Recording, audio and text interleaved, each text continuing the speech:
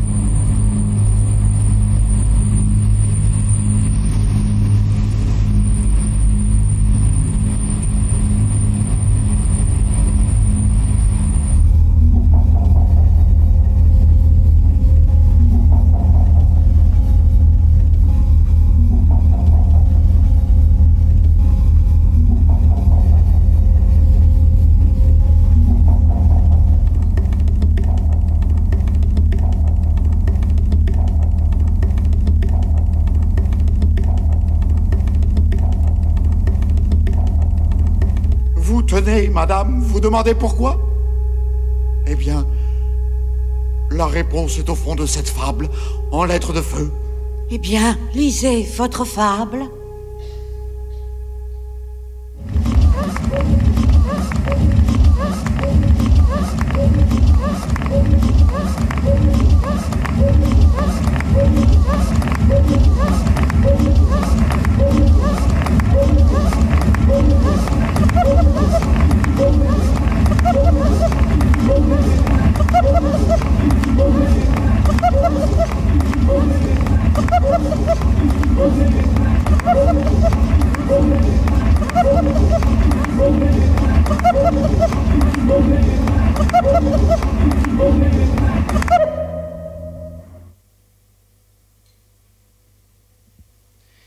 bande-annonce a été faite d'après ce film par mon ami Olivier Esmin, qui n'a pas pu être là aujourd'hui.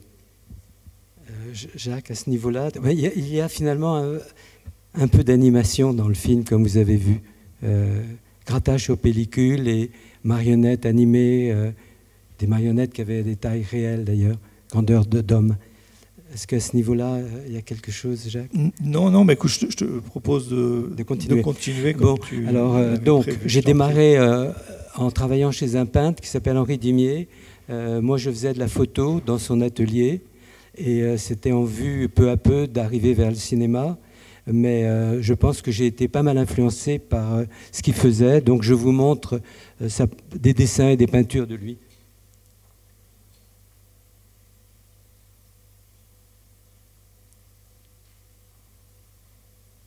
Il était très calé sur les histoires de perspective et c'était quelqu'un qui était assez, de façon étonnante, ennemi de l'objectif photographique classique.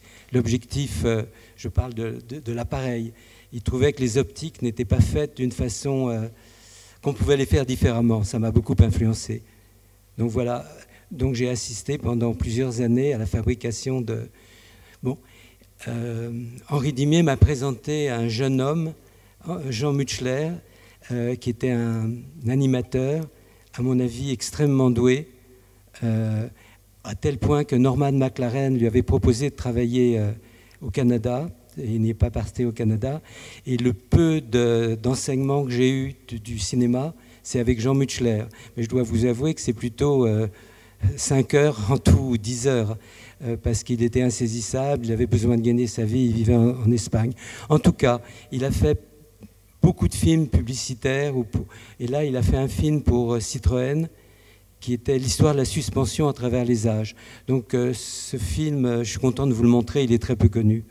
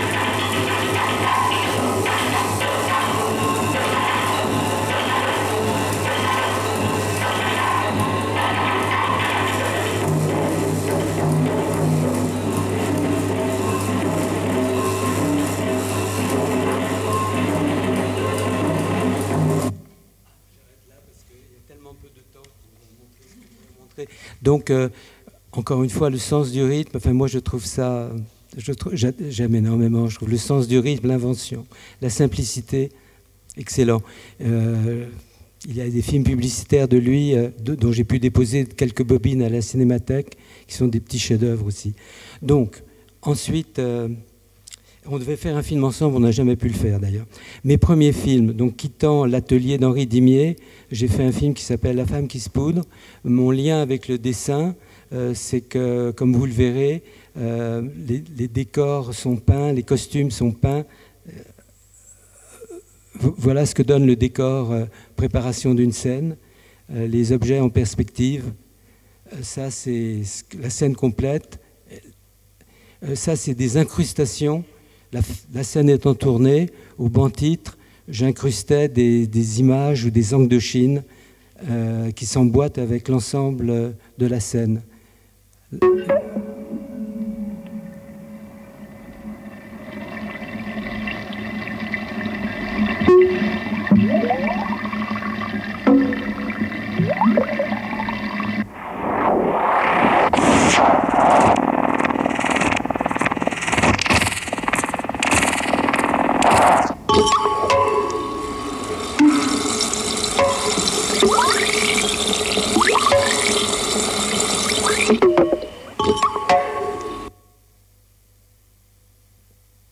Un autre film. Alors là, au Bantite, je tournais en images réelles.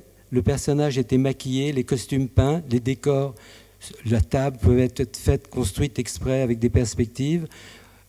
Dans un deuxième temps, l'image étant finie et la séquence sélectionnée, au Bantite, je projetais et je dessinais un fond pastel qui me prenait en général 8 à 10 heures et qui s'emboîtait dans l'image. Donc ensuite, pourquoi? C'était pour enrichir les couleurs ou rendre plus puissant l'image. Je pense que c'est la scène en mouvement. Non, je ne l'ai pas en mouvement.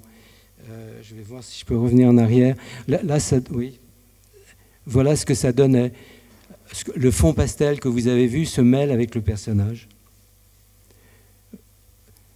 Ça, c'est aussi photographie faite au sténopé, enrichie au pastel.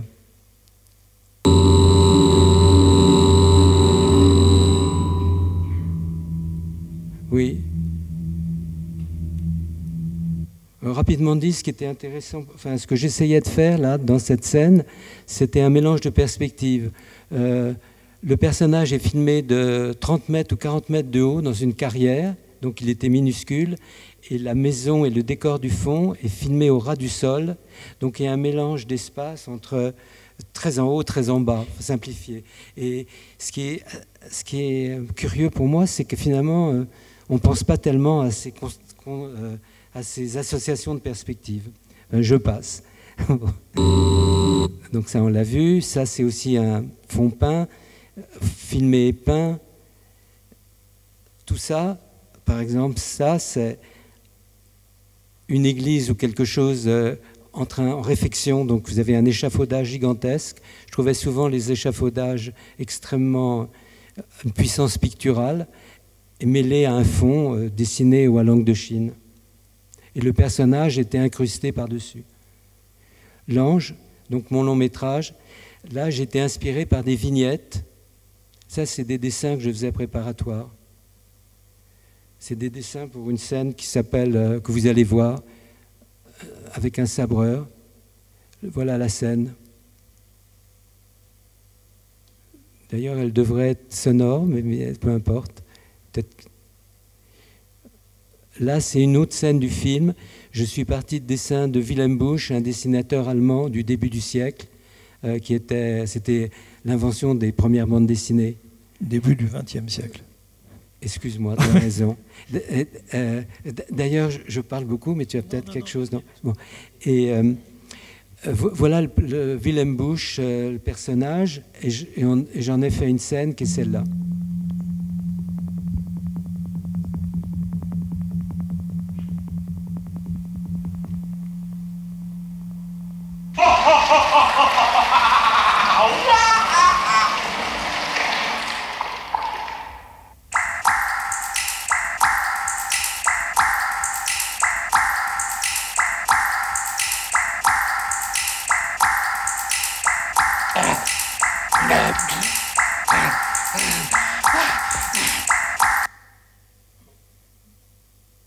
Autre scène de l'ange, c'est la scène du bibliothécaire, un petit personnage qui vit dans une maison coupée en deux et qui est en pente.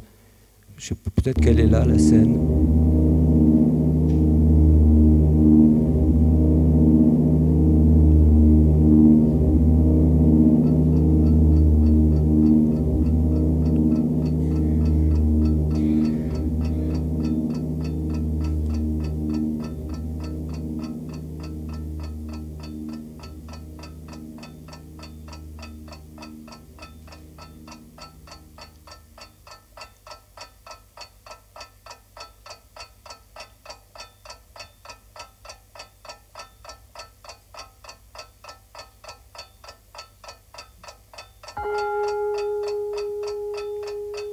Je pense que dans le film, elle est plus grande. Là, c'est quand j'ai mis ça sur ce petit appareil.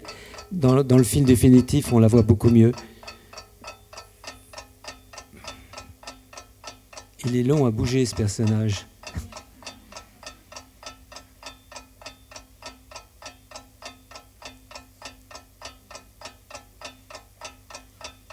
Non, mais là, vous le voyez en minuscule, ça devrait envahir l'écran. C'est quand on a mis ça là. Bon, etc. Vous avez compris le principe. Je vais aller un peu plus vite, parce que sinon on n'aura jamais le temps. Si, c'est quand même cette scène. Donc cette scène, c'est d'après une gravure d'un graveur danois qui s'appelait, puisqu'il n'est plus dans ce monde, Lars Boe, homme qui m'a beaucoup inspiré. Et cette scène est faite d'après cette gravure qui s'appelle « À l'assaut du château de l'œuf ». Est-ce qu'elle est en mouvement ?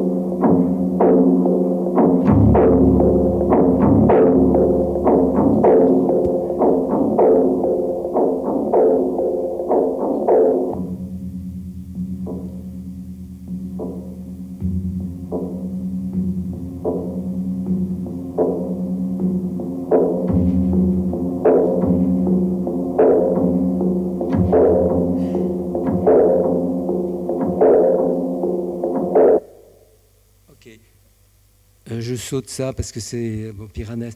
Des dessins pour la fin du film. Je vous passe quelques secondes.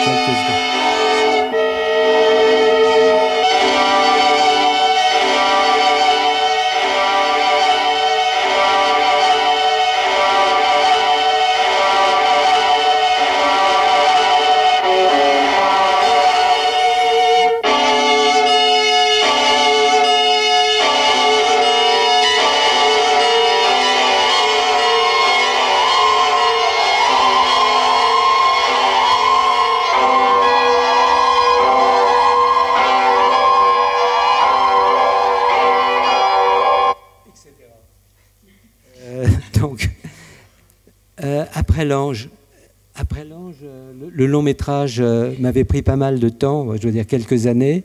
J'étais un peu vidé, j'avais pas trop d'idées. J'ai passé pas mal de temps à ne faire que du dessin et de la peinture. Et je vous montre... bon, et surtout, je me disais que l'ange avait des images malgré tout trop traditionnelles. C'est-à-dire que j'ai toujours l'idée d'essayer de faire des images un peu nouvelles ou que je ne connais pas. Enfin, j'essaye en tout cas. Donc, je vous montre les dessins que je faisais avant l'ange.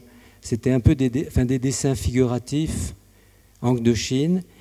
Et après l'ange, je me suis servi pour dessiner d'une technique que mon beau-frère, le frère de ma femme, Michel, m'avait donné l'idée, c'est de dessiner sans regarder, les yeux fermés. Donc j'ai fait à ce moment-là une série de dessins, pas ceux-là. Ça, c'est toujours la première partie. Yeux fermés, je marque YF, yeux fermés. Et ces dessins m'ont permis de changer dans ma tête les idées de perspective, de décor, et ça m'a amené à mes films nouveaux. Voilà des dessins faits les yeux fermés. Là, il semble assez figuratif. Donc il y a énormément de déchets. Sur 100 dessins, on peut en garder 3, évidemment, parce que souvent ça ressemble à rien du tout. Mais quand il y en a un qui vient, il tient un peu plus de... Voilà, les perspectives, pour moi, commençaient à changer un peu. Les perspectives et la façon de faire les décors. Donc, ça m'a conduit plutôt à ce que je fais maintenant. Et là, il y a un tout petit documentaire qui explique ce que je fais. Documentaire qui a été fait par Pip Chodorov dans mon atelier. Je pense qu'il va venir maintenant. Voilà. Je trouvais que les personnages de ce long métrage étaient encore un peu trop réalistes. Même s'ils étaient avec masque, décor peint, je me disais je devrais aller plus loin dans les transformations d'images.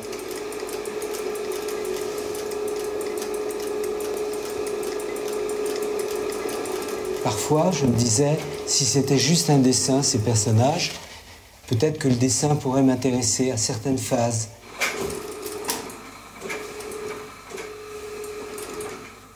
J'ai beaucoup étudié le livre sur la vision et la physiologie de la vision. Et donc ces essais de passer par le mercure,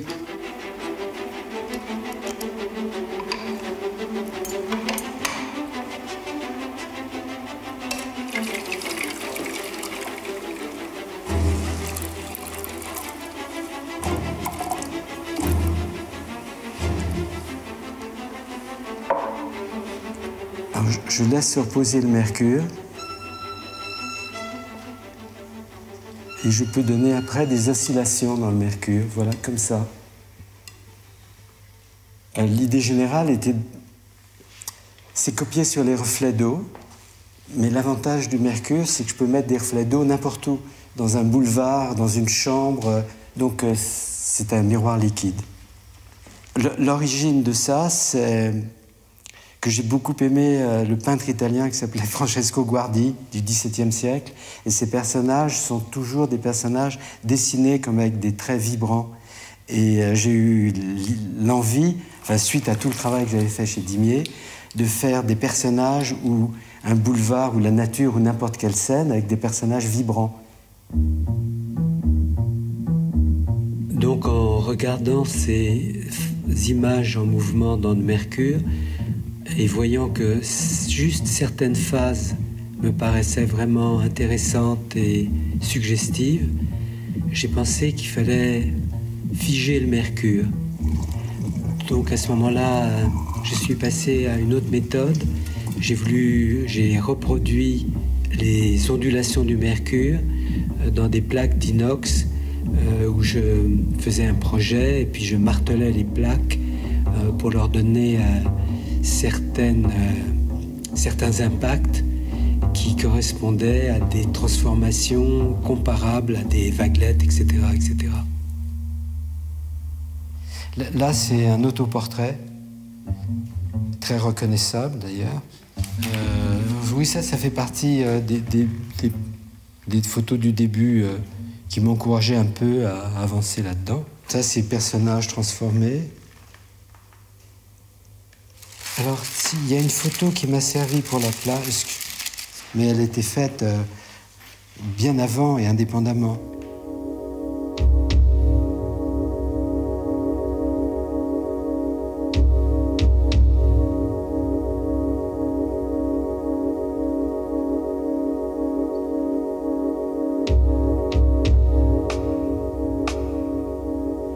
Donc une plaque d'inox que je faisais couper, je suis allé dans un... Là c'est à 12 impacts, numérotés. Généralement je faisais un programme sur papier en me disant à quel endroit doivent être ces 2 impacts. Donc tu as simplement 2 impacts, de manière à... Par exemple là c'est pour un personnage qui soit transformé vers le haut, vers le bas. Par exemple une étude de tous les impacts qu'on pouvait faire. Puis après, pour pouvoir choisir, souvent c'était fait avec un marteau particulier. Et à un moment, mon fils qui est mathématicien a essayé de le mettre en informatique, de faire les calculs d'impact ou de déformation possible.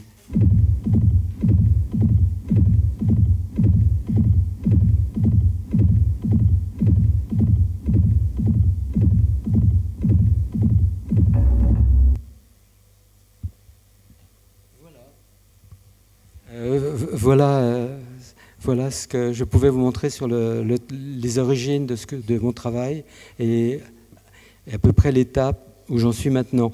D'ailleurs, puisque la deuxième partie sera avec Michel pour la musique, ça sera l'occasion pour elle de vous montrer un des derniers films que j'ai fait.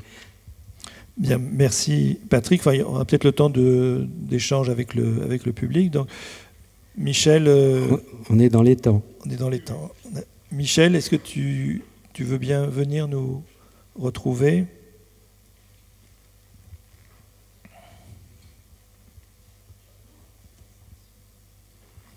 Donc tu avais dit que tu voulais bien parler avant, juste pour présenter, et voilà, pour le principe. En fait, c'est en fait d'essayer de vous mettre dans la position de Michel quand elle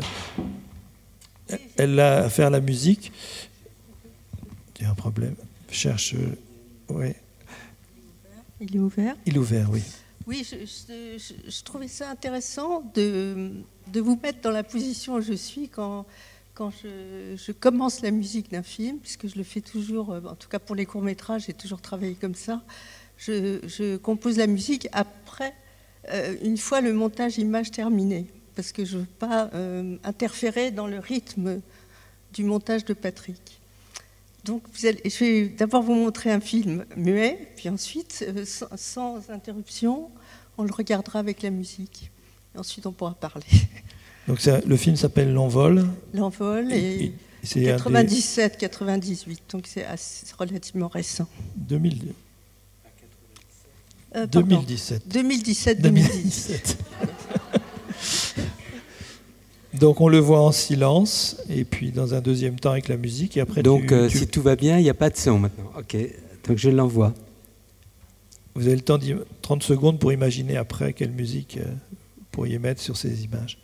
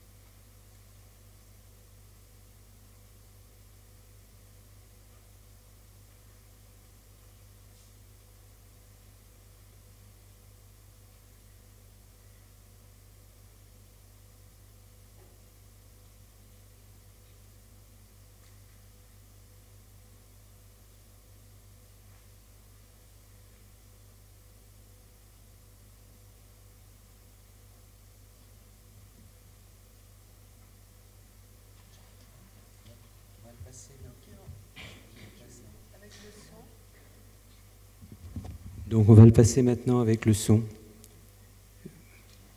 J'arrive à mettre au début. Quel petit point blanc? D'accord.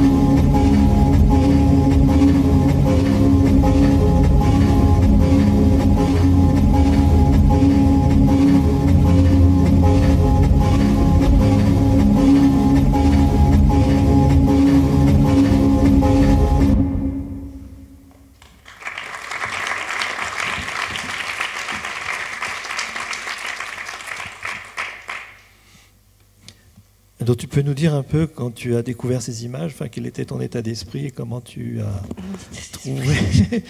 Parce que moi, je ne suis pas musicien, mais je vois ces images, je me dis mais qu'est-ce que je peux bien en faire? Et quand on voit le film, on se dit bah oui, c'est évident, on a le sentiment que... Je ne sais pas, déjà, est-ce que vous avez des questions? Parce que comme il n'y a pas beaucoup de temps, si vous voulez... Moi, c'était ma question. Hein. Tu peux y répondre. Hein. Excuse-moi. Elle ne t'intéresse pas ma question, c'est ça? Si, pas du tout. Si, ta question m'intéresse, mais en fait, je ne sais plus dans quel état j'étais. C'est-à-dire tout le début du film se passe dans l'extérieur. On est dans la nature, et puis on est conduit quelque part, et on va vers l'intérieur. On va dans des scènes qui se passent à l'intérieur, les scènes de danse. Et je pense que je suis allée du bruitage à la musique. La question, c'était comment faire pour passer progressivement du bruitage à quelque chose de plus en plus musical. Dans un temps relativement bref, quand même. Et pour toute la partie où on entend la danse, tu n'avais pas déjà quelque chose en réserve? En fait, heureusement, j'avais déjà la musique, c'est-à-dire j'avais composé une musique, il s'est trouvé qu'elle marchait bien dans les 2 dernières scènes. Sinon, j'aurais été très embarrassée. Est-ce qu'il y a une intervention dans la salle? Pardon?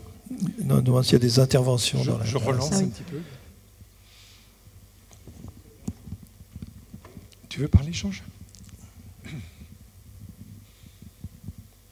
Pardonnez-moi, j'improvise. Si j'ai dit des bêtises, je ne tenais pas compte. J'ai eu le sentiment, la première fois que j'ai regardé les images, il y avait les premières images, après il y avait un bateau qui passait, et ensuite il y avait quelque chose d'autre. Et j'ai eu le sentiment que quand il y avait le son qui restait plutôt proche à l'effet visuel de filage, etc., j'ai eu l'impression que la durée du bateau était réduite. Est-ce que ce type de problématique, ça vous a préoccupé ou pas? S'il y a des bêtises, vous ne répondez pas. Non, c'est intéressant. La problématique, c'est que la musique a une telle puissance de transformation des images et du rythme que, évidemment, moi j'ai toujours peur de me tromper, de ne pas souligner ce qui doit être souligné, d'occulter quelque chose qu'il faut voir. En fait, moi, ça m'a intéressé de revoir le film. Je ne l'avais pas vu depuis très longtemps, sans musique. Mais effectivement, je pense qu'au début, le son donne une forme d'accélération qui est peut-être d'ailleurs bien. Enfin, je pense qu'il est bien. Mais je ne l'ai pas fait exprès. Il se trouve que c'est comme ça.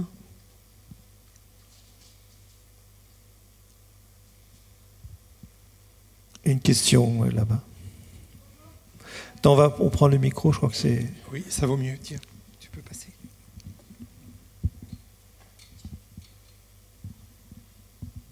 Bonjour, merci pour votre présentation. Je me demandais, visuellement, c'est un graphisme assez particulier et spécial que personnellement je n'ai jamais vu ailleurs. Je me demandais sur quel média, enfin sur quel peut-être logiciel ou autre vous avez pu créer ce petit film. Final Cut. D'accord. Merci.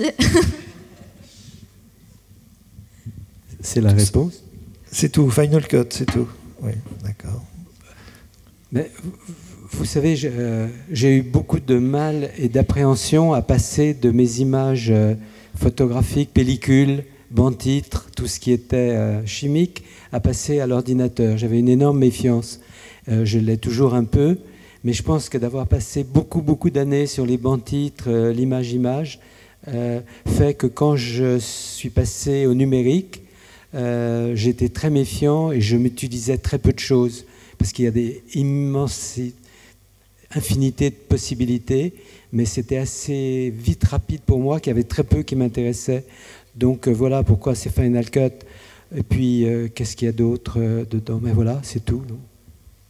C'est juste Final Cut, les déformations d'image, tout ça. C'est ça, oui. Mais je pense que, ça veut dire qu'il y a beaucoup de choses qu'on peut faire avec ce que je Final vous ai Cut. montré de mes dessins YF, sans les avoir faits, je n'aurais pas fait ce film. Il y a un lien, parce que dans le fond, ce qui compte, c'est ce qu'on a dans la tête et ce qu'on accepte de voir ou pas voir. Enfin, je vous donne un truc. Hier, j'étais ici, dans la salle des tapisseries.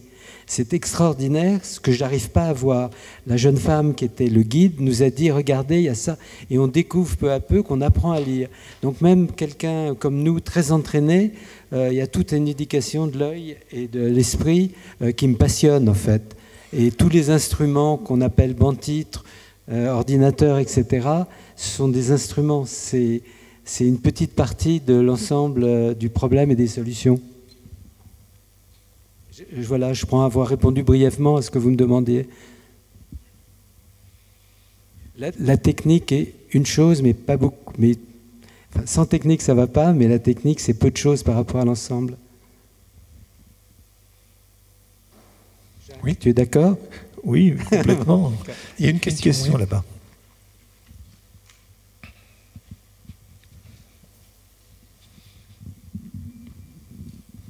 Bonjour, merci pour la présentation.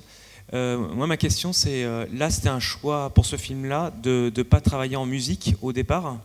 Vous vous êtes dit, pourquoi vous n'avez pas travaillé sur une logique de musique en premier? Mais je ne travaille quasiment jamais avec la musique au départ. Je l'ai fait qu'une fois, c'est avec le long métrage L'Ange, où c'était la commande d'une cantate de Bach à illustrer. Et puis quand j'ai fini le scénario, pour certaines raisons, enfin, finalement on en parlait avec Michel, je trouvais beaucoup plus intéressant d'avoir un musicien contemporain. Mais sinon, tous mes films, je les fais sans avoir la musique de Michel à l'avance. Et moi, je préfère que Patrick termine son montage image, qui souvent, il a un grand sens du rythme, donc je ne veux pas toucher au rythme de l'image. Et moi, j'apporte mon propre rythme, qui souvent n'a rien à voir. Mais voilà. Oui, le montage est complètement fini quand Michel commence à travailler à la musique. Et on a compris que si on commençait à bouger l'un ou l'autre, si je variais mon montage ou Michel à la musique, on ne s'en sortait pas. Donc en gros, je ne bouge pas mes images, sauf parfois un ou deux photogrammes près pour caler quelque chose, mais très peu. Si, pour synchroniser très précisément, tu changes quelquefois des choses, mais le rythme général de l'image, il reste le sien, qui n'a rien à voir avec le mien, en principe. Et tu pourrais dire ce qui te guide dans le rythme du montage, pour celui-ci par exemple? Le rythme? C'est pas évident à expliquer. Sauf que je sais que quand on a lu... il y a une chose, c'est que quand j'ai lu, je ne l'ai pas lu beaucoup, mais les débuts du cinéma russe, ils travaillaient beaucoup par attraction au montage. Enfin, il y a des tas de textes d'Eisenstein sur l'attraction. Il se trouve que, sans trop connaître ces textes, c'est beaucoup comme ça que je fais mon montage, par attraction. Ensuite, le rythme, je ne sais pas comment expliquer ça. Je pense que chacun a son rythme. Moi, ce que je trouve intéressant, c'est que de ne pas toucher au rythme que Patrick donne aux images, et moi d'apporter un autre rythme qui n'a rien à voir souvent. Enfin, ce que je peux vous dire pour le montage, parce que c'est une chose qui a été très... dont on a parlé souvent avec Michel, c'est que parfois un montage logique et rationnel n'est pas la clé du film. Et parfois se laisser aller à des montages par attraction inattendue peut donner une plus grande force au film. Parfois, quand on veut faire une trop grande logique, le film faiblit. Par exemple, mon petit bibliothécaire, dont vous avez vu le réveil, ce petit bonhomme rentre dans une bibliothèque. Et moi, j'avais tourné une scène où on voyait ouvrir une porte, parce que la logique, c'est qu'il change d'espace. Je me suis rendu compte qu'en enlevant complètement cette scène et en sautant de l'un à l'autre, c'était beaucoup plus intéressant et beaucoup plus fort. En somme, je ne respecte pas beaucoup la logique narrative ou intellectuelle. Une question là-bas, je crois. Oui. Bonjour. C'est une question par rapport au son. Alors, c'est une question pour madame. Vous avez dit tout à l'heure que vous êtes parti du bruit pour arriver jusqu'à la musique, à quelque chose de musical. J'aimerais donc savoir qu'est-ce que vous avez samplé, qu'est-ce que vous avez échantillonné comme son, surtout par exemple pour les 2 dernières scènes où on entend un bruit répétitif assez industriel, qu'est-ce que vous avez pris comme échantillon? Ah non, j'ai rien échantillonné. C'est des sons concrets mélangés avec des choses que j'ai jouées sur mon synthétiseur. Ah, donc c'est des sons qui proviennent d'un synthétiseur? Les sons mélodiques, la mélodie est jouée sur le synthétiseur. D'accord. Mais c'est pas samplé. Ok. Enfin, je veux dire, c'est des sons qui proviennent peut-être de l'extérieur que vous enregistrez dans la rue, dans des Non, usines. c'est des sons d'un synthétiseur. D'accord. Donc vous partez tout simplement d'un synthétiseur pour faire la bande son. Mais c'est mélangé avec des sons concrets et des choses que j'ai jouées sur mon synthétiseur. D'accord. Ok. Une mélodie. Ok. Merci. De rien. Quelqu'un a levé le doigt là-bas, non, je crois, oui.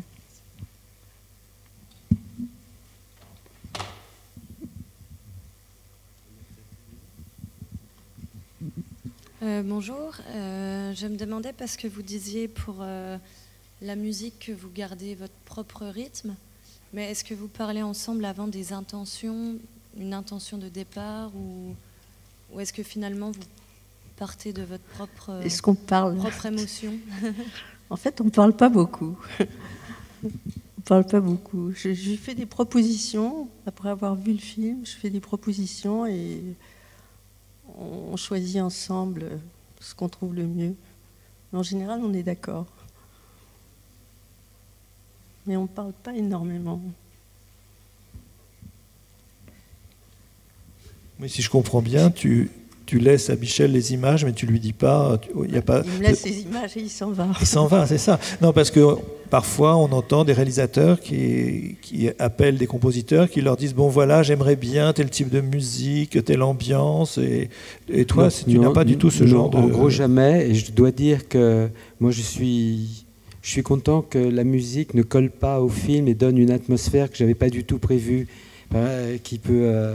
C'est comme si. Pour moi, c'est aussi comme si c'était un film parlant. La musique de Michel, parfois, elle raconte une histoire qui n'est pas exactement la même.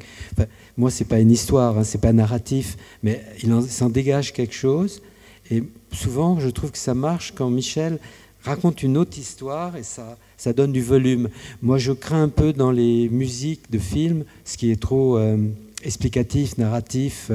Tout à coup, une scène d'amour arrive, la musique romantique, vous avez vu, il n'y en a pas là. Mais dans tes films, il y a tellement de scènes d'amour que... C'est ça. J'évite. Non, mais c'est donc... il est vrai qu'on parle très peu et qu'on travaille et qu'on arrive à trouver ce qu'il faut. Non, mais en fait, je lui fais des propositions, je cherche des choses et on choisit. Et je ne regarde pas l'image. Moi, je travaille sans regarder l'image, je ne la regarde qu'avec lui. Quand je lui propose des choses, à ce moment-là, je regarde avec l'image ce que j'ai choisi. Ce que tu veux dire, c'est que tu la vois une fois et tu travailles avec le souvenir de l'image. Voilà. Tu ne travailles pas en regardant tout le temps. Je ne regarde pas beaucoup. C'est ça qui donne la dimension. C'est pour avoir du recul. Par contre, quand je lui propose des choses, là, je regarde l'image avec lui. Et en fait, les choses s'imposent assez vite.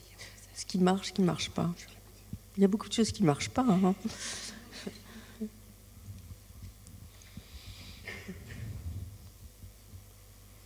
J'ai l'impression qu'on a dépassé notre temps. Non, on est bien incroyable. Dans le temps imparti. Jean-Claude nous l'aurait déjà dit. Oui, mais on ne va pas tarder.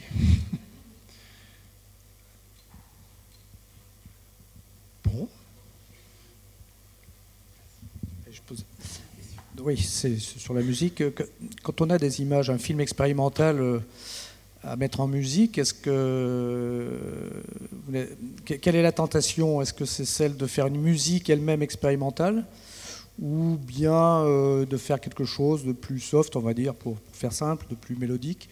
C'est quoi la tendance? Est-ce qu'on n'est pas attiré? Est-ce qu'il n'y aurait pas une sorte de pléonasme finalement à mettre une musique expérimentale sur une image expérimentale? Je peux répondre? Okay. Oui.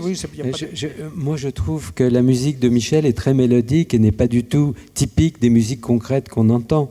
Je trouve que quand vous connaissez, par exemple, les études de Pierre Schaeffer ou ce qu'a fait Parmigiani, etc., c'est souvent très dissonant, très musique concrète. Michel, je trouve que c'est souvent proche d'une chose mélodique, même si c'est fait avec ses méthodes de musique concrète.